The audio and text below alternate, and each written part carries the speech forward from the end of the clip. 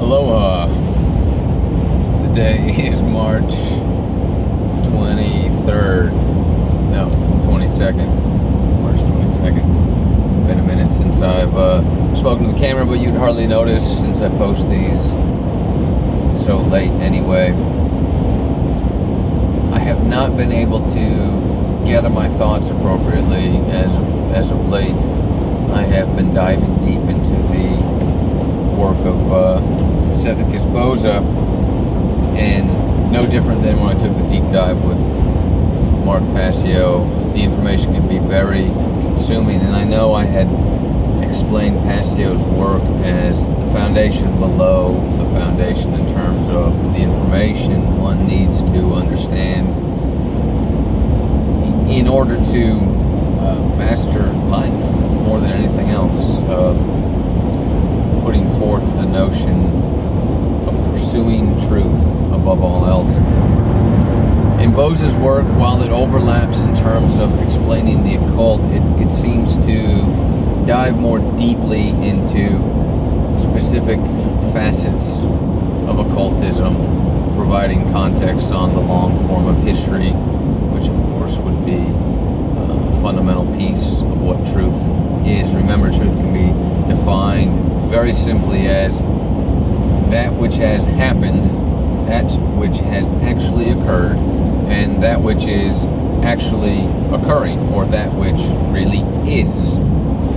And it sounds so simple and mundane, it's easy to kind of brush that off as being an idea of any real significance, but if you were to contemplate the idea, really ingest the idea that much of the information you hold dear or you hold to be true was false, would that not in fact fundamentally change your life, not only in your awareness to your reality, but thereby also affecting and impacting the actions you would take if you found out up was down and black was white, so to speak.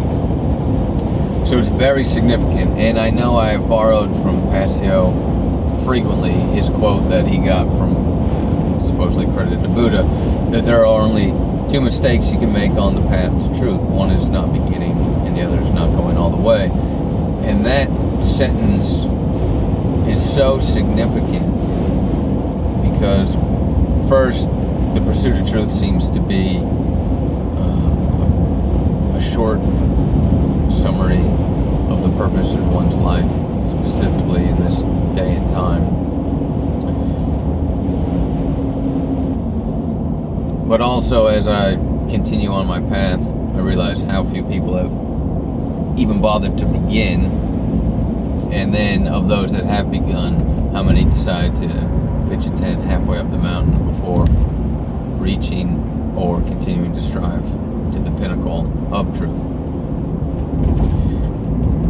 And this is all a lengthy pretext for how I'm trying to explain why I have not been posting as I try to gather my thoughts. And that's because as I've encountered Boza's work, it has become naturally the next steps, the natural progression of my journey of truth. And I think for anyone that embarks on such a journey, the final destination is the same for anyone. The top of them is the same mountain, it's the same mountaintop, but so many of us are coming there from 7 billion or 8 billion different routes to get there. The important thing is to strive and to continue towards that final destination, and you may never reach that in this lifetime, but it's what you continue towards. And I'm finding as I get into Boza's work,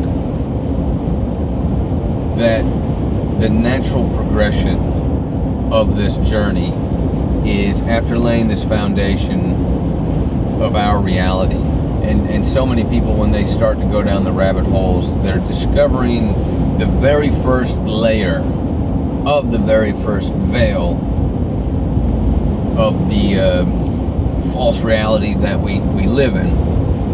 COVID being one of the major events that transpired on a global scale that has been shaking people awake, and they might be waking up to the financial system, the education system, the healthcare system. You know, pick any quote industry and add the adjective big in front of it, and that's what some people are waking up to, right? Big farm, big ag, or big pharma, big ag, big medicine. What am I trying to say? Big money, right? It doesn't really matter. And invariably, they think that they've discovered the truth, and what they're really discovering is just the very first layer of the sheen of lies regarding how our reality is being manipulated by people we can seemingly see and interact with. It's like, oh, it's the politicians, or it's this party, or it's these bureaucrats, and it's this think tank, and CFR on the WEF, and all these scumbags that we can point at. It's Bill Gates and this, right? Those are just the ones we can see. They're certainly not the end-all, be-all. But it's waking up to the totality that has all been a lie within this veil that is so important. But this is only the very beginning steps necessary on the path to truth. Because coming to terms with the fact that the communist, fascist agenda is what's driving all the policy decisions and all the rules and laws and mandates being put forth top down, circumventing the entire world, that's just the beginning of waking up to this miasma of misanthropic hell that we're stewing in. It's only the tip of the iceberg, okay? There is so much beyond that path, and learning the history of everything that has been occulted, remember, occult means hidden, is that foundation that Passio laid.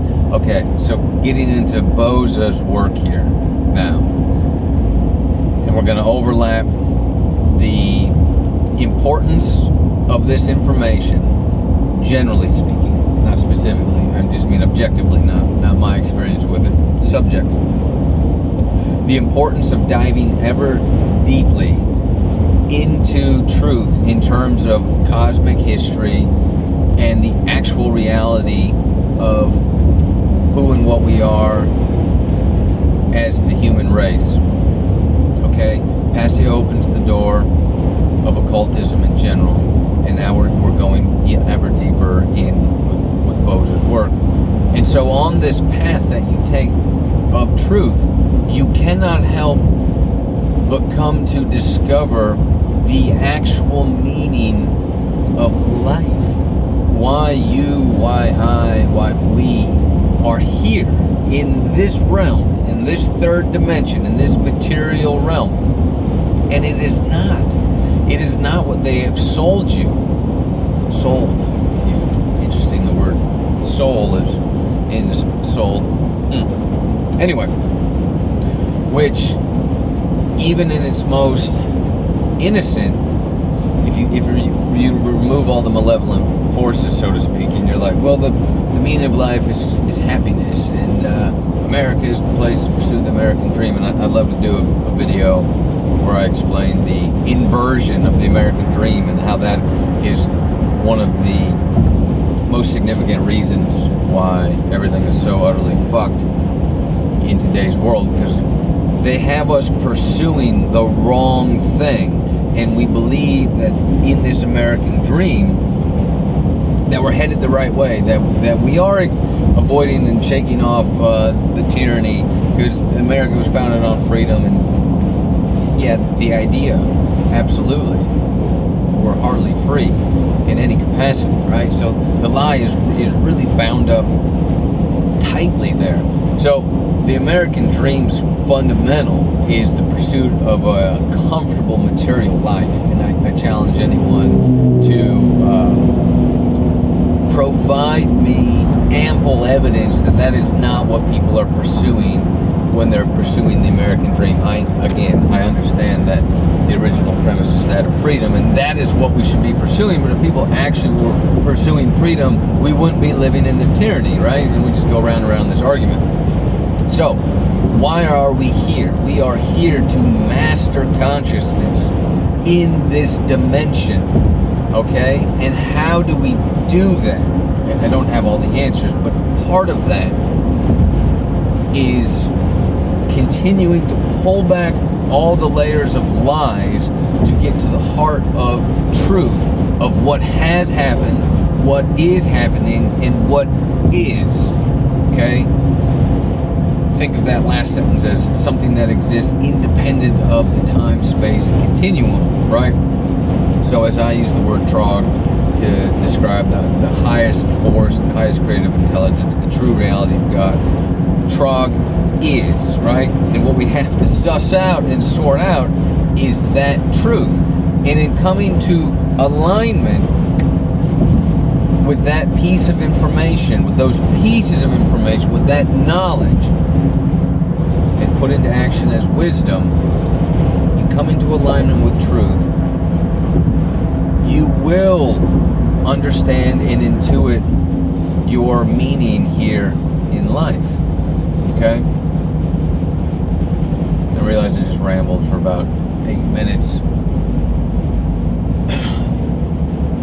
Sethikus' work is about trying to provide greater clarity of who and what we are as humans, and to remove the shackles and the box that has closed us in and limited our thoughts regarding what we are even capable of doing. In a good thought experiment to kind of allow yourself some creative liberty, creative imagination here. Because ultimately what I'm talking about is the pursuit of magic in order to align oneself more directly and more closely with yourself, your higher self, and with the ultimate creative source of intelligence, which I call Trog, okay? And that will open all the doors, or it will begin to open the doors of the actual potential that we hold locked inside us as humans, okay? But a quick little thought experiment to give you some creative liberty. Imagine for a moment that everything you ever saw in movies, anything you've ever read in books, any place where you've, come into contact with creative thought, think of science fiction, think of fantasy novels, think of all those things. Imagine for a moment all of it is true. Kind of fucking scary, definitely bewildering, and certainly a big dose of amazing and inspiring, okay? Imagine all of it is true. Now, I am not saying, in fact, that it is, but give yourself that liberty to imagine that. If that were the case, how would you begin to perceive life? And I'm not even going to get into the extended piece of the thought experiment of trying to explain how it probably all is true, since all creative thought has to be born out from something real somewhere, right? Even just take the fantasy books and fantasy movies that have been put out. Imagine if that was real. Wouldn't that shift your thoughts, emotions, and actions? Wouldn't you want to know that? And wouldn't you be able quickly, just based on how the movies and books and narratives and stories are defined in that binary good versus evil, wouldn't you very easily be able to see why the dark force would want to hide that information from you? Okay? Now you can come back to that later, but hold that little nugget in your mind and allow yourself to start extrapolating from there. Okay? We have great potential as as incarnations here in this dimension, in this time, in this place. And we've come here not to escape from the other dimensions, right? Our soul did not incarnate here to escape heaven, if that's what you want to call it. It came here to master this form of consciousness. That is the diamond inside that coal that you're trying to figure out. That's the gift of life. Okay? Master consciousness here as a human. And what would that necessitate? What would you need in order to do that? You would need good, truthful, accurate information. You would need real knowledge to do that. So if that were the case, if we had all this potential to really be these very impressive beings here in this very special place of Earth, you could see why others would want to hide that or occult that information from us and occult those tools from us and occult our history, right?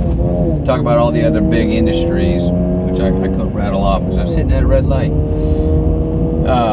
But I think big history and the forces behind altering what we know, what we think we know to be true as far as events that transpired before us, I think that's the most damning of any of the big industries out there.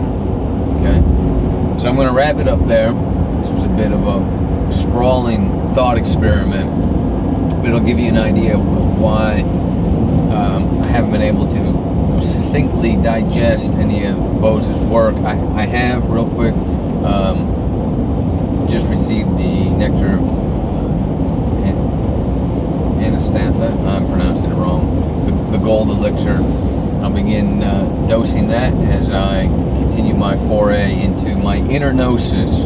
The cornerstone of magic is to know thyself as best as possible and to continue to discover who and what you are so that you can lay that solid foundation before you try to interact with any other dimension or before you try to cast yourself towards that higher source. So until next time.